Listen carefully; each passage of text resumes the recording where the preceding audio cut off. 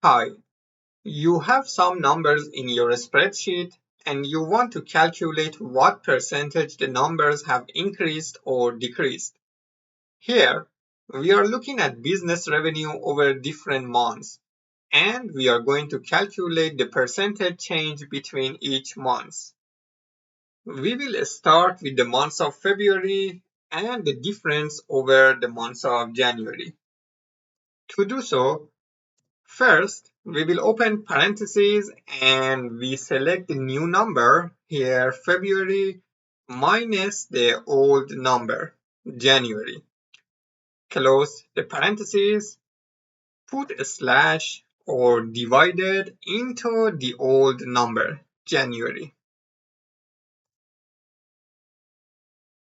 And that's how you calculate the difference. Now all you need to do is format them as percentage.